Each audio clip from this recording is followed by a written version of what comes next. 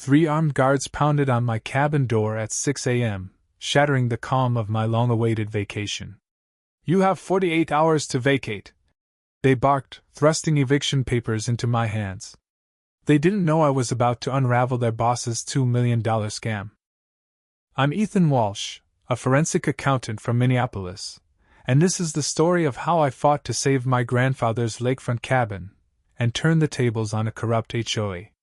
Drop a comment and tell me where you're watching from, because this fight is for every homeowner pushed too far. 3 months earlier, I inherited Grandpa Henry's cabin on Lakeview Shores, Minnesota. As a kid, I spent summers there, fishing and playing cards until my parents' divorce ended those traditions. At 92, Grandpa passed last winter, and I hadn't returned in 20 years. Burned out after tax season, I craved the pine-scented air and the lake's quiet beauty. The 3-hour drive from concrete to farmland to dense forests felt like therapy. When I saw the familiar A-frame cabin through the trees, my heart eased. The knotty pine walls, sagging couch, and dusty fishing lures were just as I remembered.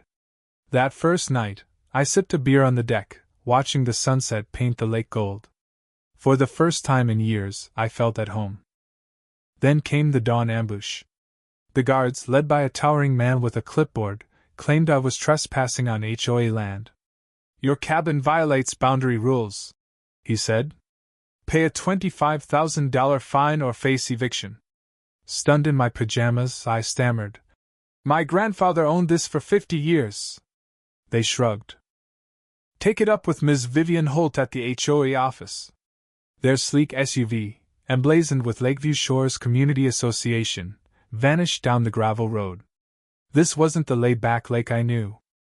Shaken, I walked to the weathered dock where I'd fished as a kid. An older neighbor, Walter Klein, approached. "You're Henry's grandson," he said, shaking my hand. "Vivian's behind this. She's been bullying cabin owners since she took over the HOA 3 years ago." He explained that her development company was pushing out original owners for luxury condos. "Your grandpa fought her until it broke him," he whispered. My shock turned to fury when Walter revealed Vivian had been renting my dock to tourists for $200 a spot, profiting thousands since Grandpa's death.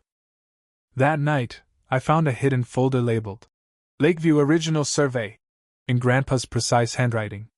Inside were a 1963 survey, deeds, and a journal.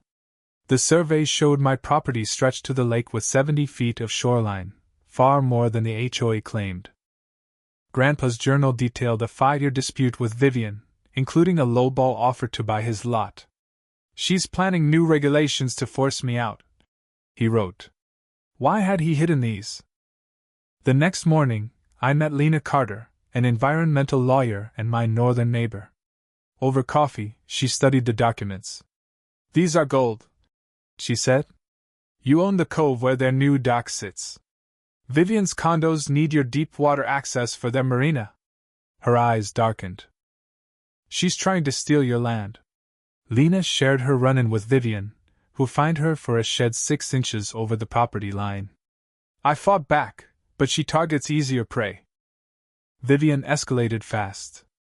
She sent inspectors to snap photos of my deck, citing safety violations, and installed a camera aimed at my cabin.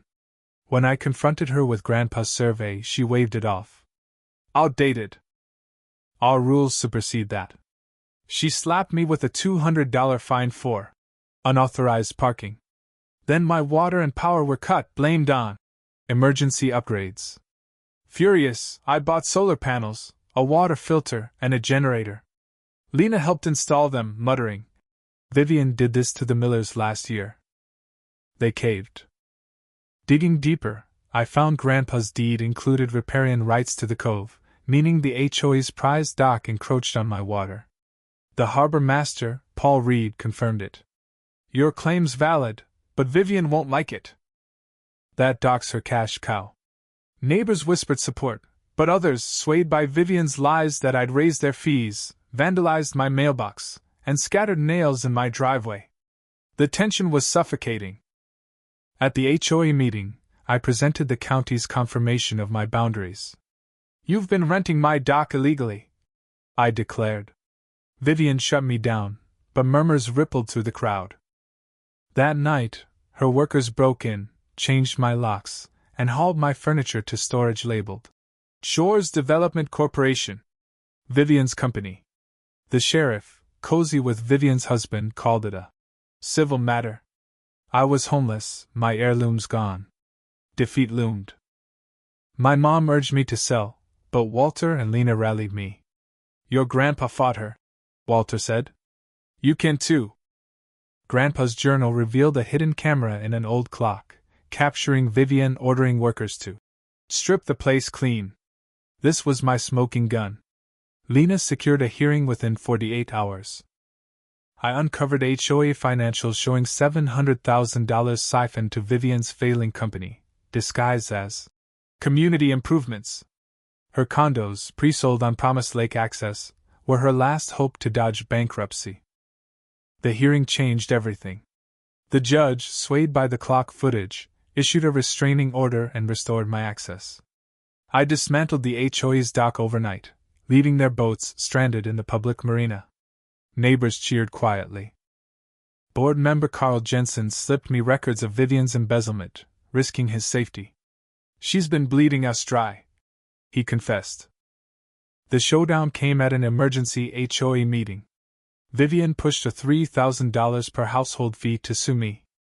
I strode in with a projector and laid bare her crimes, falsified minutes, diverted funds, and the chilling video of her plotting my eviction. Get him out, she'd said. The investors are on my neck. Her lawyer warned of criminal risks, but she laughed. My husband owns the sheriff. The room gasped. Vivian snapped, screaming, My condos would have made you rich, not these decrepit cabins. Her admission, that she'd forced out residents for profit, went viral in community chats. The board ousted her unanimously, canceled evictions, and ordered an audit. Vivian's company collapsed, and her lake house was sold to cover legal fees. The county launched a fraud probe. Under Carl's leadership, the HOA adopted fair rules and a dock-sharing plan that funded real improvements. Neighbors rebuilt together, hosting potlucks and work parties. I made the cabin my home, turning the shoreline into a conservation zone. With Lena, I launched the Lakeview Legal Fund to fight HOA abuses countywide. A year later, at a lakeside celebration, I toasted Grandpa's legacy. He fought for this lake. We protected it together. Lena and I grew close, blending her legal savvy and my accounting skills to reform HOAs statewide. I sent Vivian, now running a Nevada strip mall, a framed copy of my survey, a petty jab she'd earned. This wasn't just about my cabin. It was about standing up to bullies and building a community that works for everyone. What do you think? Was my survey gift to Vivian a step too far, or did she deserve it? Share your thoughts below, and let's debate, is a playful jab fair in a fight like this? Hit that bell to stay in the fight with us.